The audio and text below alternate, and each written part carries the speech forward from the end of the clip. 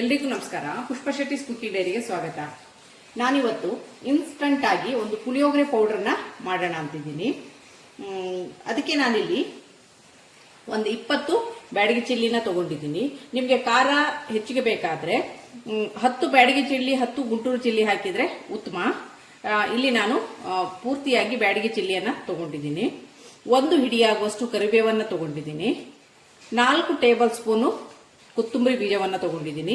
2 table spoon ಕಡಲೆಬೇಳೆ, 1 table spoon ಉದ್ದಿನಬೇಳೆ ಹಾಗೂ 2 ಟೇಬಲ್ ಸ್ಪೂನ್ ಆಗುವಷ್ಟು ಜೀರಿಗೆ, 1 ಟೀ ಸ್ಪೂನ್ ಆಗುವಷ್ಟು ಕಾಳುಮೆಣಸು, 1 ಟೀ ಸ್ಪೂನ್ ಮೆಂತೆ, 1 ಸಣ್ಣ ಟೀ ಸ್ಪೂನು ಸಾಸಿವೆಯನ್ನು ತಗೊಂಡಿದ್ದೀನಿ.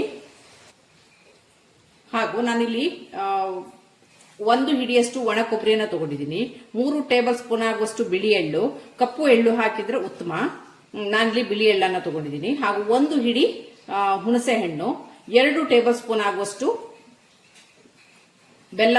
ಬೆಲ್ಲದ ಪೌಡರ್ನ ತಗೊಂಡಿದ್ದೀನಿ. ನಂತರ ಪುಡಿ ಆದ್ಮೇಲೆ ಸ್ವಲ್ಪ ಇಂಗು, ಉಪ್ಪು, ಹಳದಿಯನ್ನ ಸೇರಿಸಿ ಪೌಡರ್ ಮಾಡುವಂಥದ್ದು. ನಾನಿಲ್ಲಿ ಆಲ್ರೆಡಿ ತವವನ್ನು ಬಿಸಿಗಿಟ್ಟಿದ್ದೀನಿ. ಇದಕ್ಕೆ ಮೆಣಸನ್ನ ಹಾಕಿ ಡ್ರೈ ಆಗಿ ಹುರ್ಕೊಳ್ತಾ ಇದ್ದೀನಿ. ಇದೀಗ ಆಗಿದೆ. ಇದನ್ನ ಒಂದು ಪಾತ್ರೆಗೆ ತೆಗೆದಿಡೋಣ. ಈಗ ಇದೇ ಬಿಸಿ ಬಾಣಲಿಗೆ 2 ಟೇಬಲ್ ಸ್ಪೂನ್ ಆಗುವಷ್ಟು ಕಡಲೆಬೇಳೆನ ಏನು ತಗೊಂಡಿದ್ದೀನಿ ಅದನ್ನ ಹಾಕಿ ಹುರ್ಕೊಳ್ತಾ ಇದ್ದೀನಿ. ಇದು ಸ್ವಲ್ಪ ಚೆನ್ನಾಗಿ ಹುರ್ಕೊಳ್ಳೋಣ. ಇದನ್ನ ಡ್ರೈ ಆಗಿ ಹುರ್ಕೊಳ್ಳುವಂಥದ್ದು, ಎಣ್ಣೆ ಹಾಕುವ ಅವಶ್ಯಕತೆ ಇಲ್ಲ.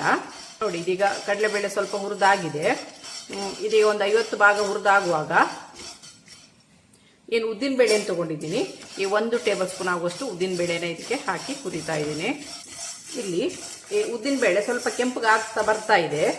ಈ ಹಂತದಲ್ಲಿ ನಾವೇನು 4 ಟೇಬಲ್ ಸ್ಪೂನ್ ಧನಿಯಾವನ್ನು ಏನು ತಗೊಂಡಿದ್ದೀನಿ ಅದನ್ನ ಈಗ ಹಾಕ್ತಾ ಇದ್ದೀನಿ. ಇದಕ್ಕೆ ಫ್ಲೇಮು ಲೋವಲ್ಲಿ ಇರಲಿ. ಹೈ ಫ್ಲೇಮನ್ನು ಇಟ್ಕೊಂಡ್ರೆ ಸಾಮಗ್ರಿಗಳು ಸೀದೋಗ್ತದೆ. ಆದ್ರಿಂದ ಲೋ ಫ್ಲೇಮಲ್ಲಿ ಚೆನ್ನಾಗಿ ಆರಾಮಾಗಿ ಹುರಿಯಿರಿ. ಕೊತ್ತಂಬರಿ ಬೀಜ ಸ್ವಲ್ಪ ಘಮ ಹೊರಡ್ತಾ ಇದೆ. ಈ ಹಂತದಲ್ಲಿ 2 ಟೇಬಲ್ ಸ್ಪೂನ್ ಆಗುವಷ್ಟು ಜೀರಿಗೆ ನೆನೆ ತಗೊಂಡಿದ್ದೀನಿ, ಅದನ್ನ ಈಗ ಹಾಕ್ತಾ ಇದ್ದೀನಿ.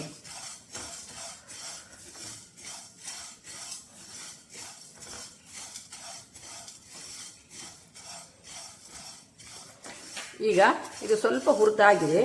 ಈಗ 1 ಟೀ ಸ್ಪೂನ್ ಕಾಳುಮೆಣಸನ್ನ ಹಾಕ್ತಾ ಇದ್ದೀನಿ. ಕಾಳುಮೆಣಸು ಚೆನ್ನಾಗಿ ಹುರಿಲಿ.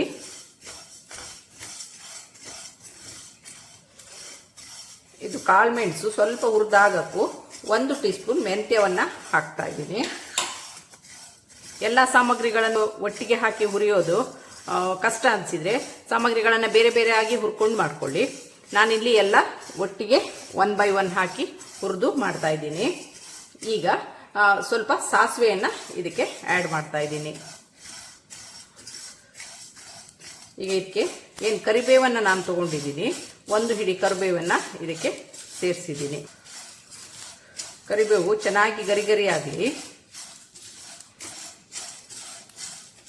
ನೋಡಿ, ಸಾಸಿವೆನು ಚಟಪಟ ಅಂತ ಇದೆ. ಈಗ ಕರಿಬೇವು ಸಹ ಗರಿ ಆಗ್ತಾ ಇದೆ. ವೀಕ್ಷಕರೇ ನೋಡಿ, ಈಗ ಬೇವು ಎಲ್ಲ ಗರಿಯಾಗಿ ಹುರಿದಾಗಿದೆ. ಇದನ್ನೀಗ ಒಂದು ಪಾತ್ರೆಗೆ ತೆಗೆದಿಟ್ಕೊಳ್ಳೋಣ. ಇದು ತಣ್ಣಗಾಗಲಿ, ನಂತರ ಪೌಡ್ರ್ ಮಾಡುವಂಥದ್ದು. ಈಗ ಇದೇ ಬಿಸಿ ಬಾಣಲೆಗೆ 3 ಟೇಬಲ್ ಸ್ಪೂನ್ ಆಗುವಷ್ಟು ಎಳ್ಳನ್ನ ಹಾಕಿದ್ದೀನಿ. ಇದನ್ನ ಚೆನ್ನಾಗಿ ಹುರ್ಕೋಬೇಕು. ಎಳ್ಳು ಚಟಪಟ ಅಂತ ಇದೆ ನೋಡಿ, ಈಗ ಹುರಿದಾಗಿದೆ. ಇದೊಂದು ಪಾತ್ರೆಗೆ ಟ್ರಾನ್ಸ್ಫರ್ ಮಾಡ್ಕೊಳ್ತಾ ಇದ್ದೀನಿ. ಈಗ ಇದೇ ಪಾತ್ರೆಗೆ 1 ಹಿಡಿ ಒಣ ಕೊಬ್ಬರಿಯನ್ನೇನು ತಗೊಂಡಿದ್ದೀನಿ ಅದನ್ನ ಹಾಕಿ ಚೆನ್ನಾಗಿ ಹುರ್ಕೊಳ್ತಿದ್ದೀನಿ.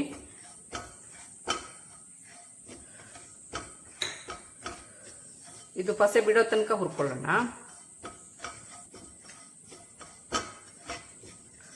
ಒಣ ಕೊಬ್ಬರಿ ನೋಡಿ ಡ್ರೈ ಆಗಿದೆ.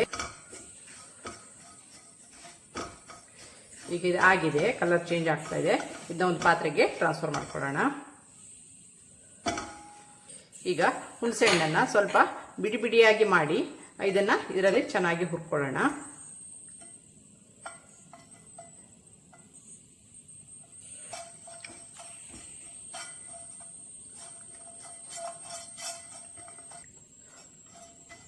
ಹುಣಸೆ ಹಣ್ಣಿನ ಪಸೆ ಹೋಗೋ ತನಕ ಸ್ವಲ್ಪ ಹುರ್ಕೊಳ್ಳಿ. ಯಾವುದೇ ಅಡುಗೆ ರುಚಿಯಾಗಬೇಕಾದ್ರೆ ಸಾಮಗ್ರಿಗಳನ್ನು ಹುರಿಯೋದ್ರಲ್ಲೇ ಇರೋದು.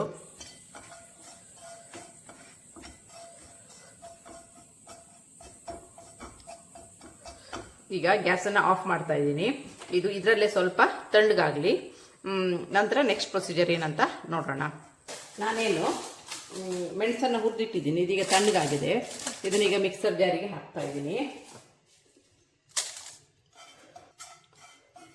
ಹಾಗೆ ಹುಣಸೆ ಹಣ್ಣೇನು ನಾನು ಹುರಿದಿಟ್ಕೊಂಡಿದ್ದೀನಿ ಅದನ್ನು ಸಹ ಈ ಮಿಕ್ಸರ್ ಜಾರಿಗೆ ಹಾಕಿ ನೈಸಾಗಿ ಪೌಡ್ರ್ ಮಾಡ್ಕೊಂಡು ಬರ್ತಾ ಇದ್ದೀನಿ. ಏನು ಮಸಾಲೆನ ಹುರಿದಿಟ್ಕೊಂಡಿದ್ದೀನಿ ಆ ಮಸಾಲೆ ಎಲ್ಲ ತಣ್ಣಗಾಗಿದೆ. ಅದನ್ನು ಇದಕ್ಕೆ ಹಾಕಿ ಪೌಡ್ರ್ ಮಾಡ್ತಾ ಇದ್ದೀನಿ. ನೋಡಿ ಕರಿಬೇವೆಲ್ಲ ಎಷ್ಟು ಚೆನ್ನಾಗಿ ಗರಿ ಗರಿ ಆಗಿದೆ.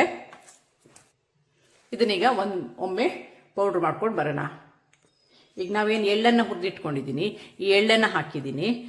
ರುಚಿಗೆ ತಕ್ಕಷ್ಟು ಉಪ್ಪನ್ನು ಹಾಕ್ತಾ ಇದ್ದೀನಿ. 1/4 ಟೀ ಸ್ಪೂನ್ ಆಗುವಷ್ಟು ಇಂಗಿನ ಪುಡಿಯನ್ನು ಹಾಕಿದ್ದೀನಿ. ಒಂದು ಅರ್ಧ ಟೀ ಸ್ಪೂನ್ ಅಷ್ಟು ಹಳದಿಯನ್ನು ಹಾಕ್ತಾ ಇದ್ದೀನಿ.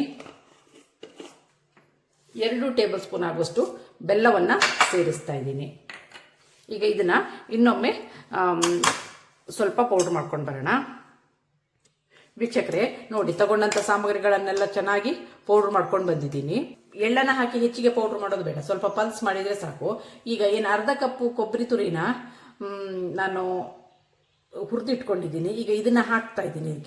ಇದನ್ನು ಹಾಕಿ ಸ್ವಲ್ಪ ಪಲ್ಸ್ ಮಾಡ್ಕೊಂಡು ಬರಬೇಕು. ತುಂಬ ನುಣ್ಣಗಾಗೋದು ಬೇಡ, ಸ್ವಲ್ಪ ಪಲ್ಸ್ ಮಾಡ್ಕೊಂಡು ಬಂದರೆ ಸಾಕು. ನೋಡಿ, ಇನ್ಸ್ಟಂಟ್ ಆಗಿ ಮನೆಯಲ್ಲಿ ಹೇಗೆ ಪುಳಿಯೋಗರೆ ಪುಡಿಯನ್ನು ಮಾಡೋದು ಅಂತ ಇವತ್ತಿನ ವಿಡಿಯೋದಲ್ಲಿ ತೋರಿಸಿದ್ದೀನಿ. ಇದಾಗಿರುತ್ತೆ ಇವತ್ತಿನ ನನ್ನ ಡೈರಿ ರೆಸಿಪಿ. ನಿಮಗೆ ನನ್ನ ಈ ರೆಸಿಪಿ ಇಷ್ಟವಾದಲ್ಲಿ ಪುಷ್ಪಾ ಶೆಟ್ಟೀಸ್ ಕುಕಿಂಗ್ ಡೈರಿ ಇದಕ್ಕೆ ಒಂದು ಲೈಕ್ ಕೊಡಿ, ಶೇರ್ ಮಾಡಿ, ಕಮೆಂಟ್ ಮಾಡಿ. ಹಾಗೂ ಸಬ್ಸ್ಕ್ರೈಬ್ ಆಗಿಲ್ಲ ಅಂದರೆ ಸಬ್ಸ್ಕ್ರೈಬ್ ಆಗಿ, ಹಾಗೂ ಪಕ್ಕದಲ್ಲಿರುವ ಬೆಲ್ ಐಕಾನ್ನ ಪ್ರೆಸ್ ಮಾಡೋಕ್ಕೆ ಮರಿಬೇಡಿ. Thanks for watching. ಇದನ್ನು ಒಂದು ಏರ್ ಟೈಟ್ ಬಾಟ್ಲಿಗೆ ಹಾಕಿ ಶೇಖರಿಸಿಡೋಣ.